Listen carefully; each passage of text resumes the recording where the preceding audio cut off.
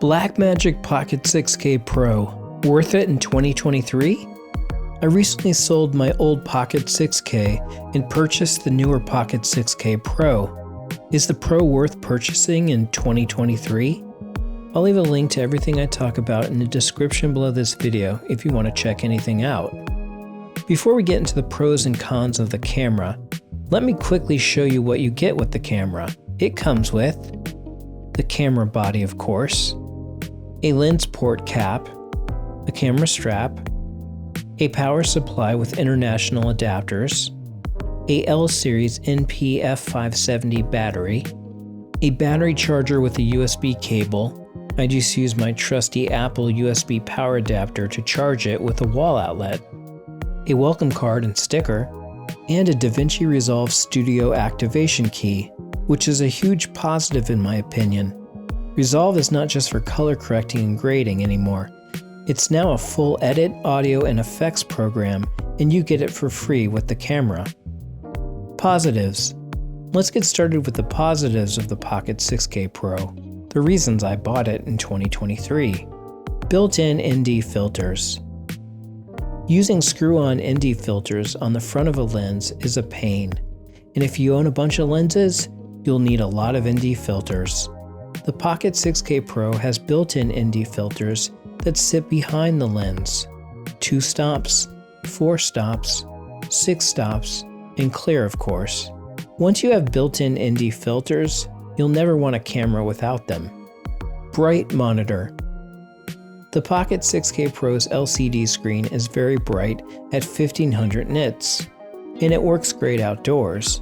No longer do I need to use an extra external monitor to see what I'm shooting on a bright sunny day. Not all cameras provide this. Tilting monitor. The monitor on the 6K Pro tilts, and it's a huge improvement from the original Pocket 6K that was just kind of fused in place, making the monitor easy to view at different heights for capturing different shots. Menu system and tools.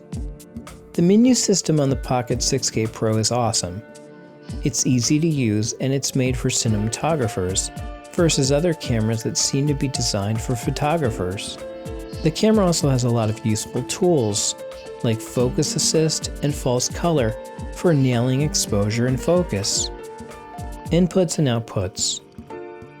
The Pocket 6K Pro has many input and output connections. Most impressive are the dual mini XLR inputs for audio and a full-size HDMI output for video.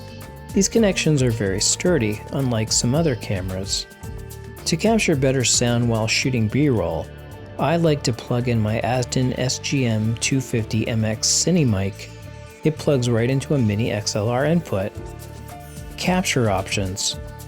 I like that the Pocket 6K Pro can take a CFast 2.0 card or an SD UHS 2 card. Heck, it also has a USB Type-C port for capturing to an external SSD. That's super flexible. I've found the Angelbird CFast 2.0 cards to be very reliable and reasonably priced. Image. This camera can capture Apple ProRes in 4K or Blackmagic RAW up to 6K 50 frames per second. Blackmagic RAW is awesome, by the way. There's different quality settings, so file sizes don't always have to be enormous. Being able to adjust exposure and white balance after you shoot is really powerful. Blackmagic Gen 5 Color Science delivers very cinematic imagery in my opinion, and this camera has 13 stops of dynamic range. Here's some test footage that I shot in 6K. I think it looks quite good, even though it was captured on a very ugly day. Negatives. No continuous autofocus.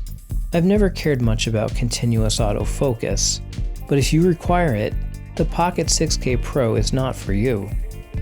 Size.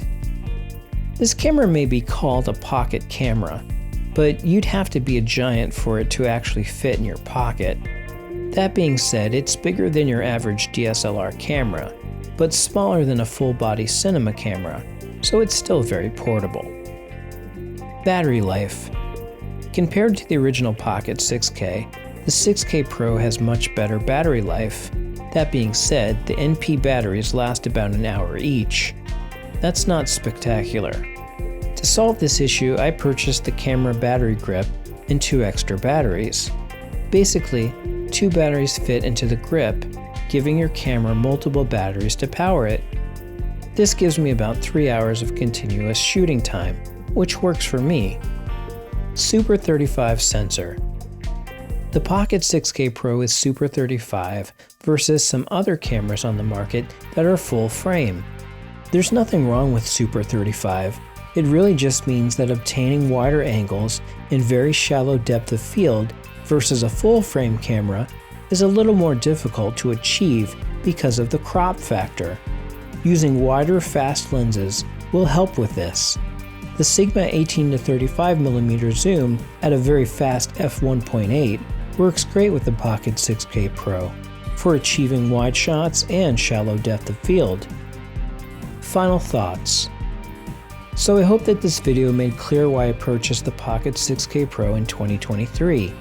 As mentioned, it's far from perfect with some slight negatives, but for me, at its price point, with its many positives, it's pretty hard to beat.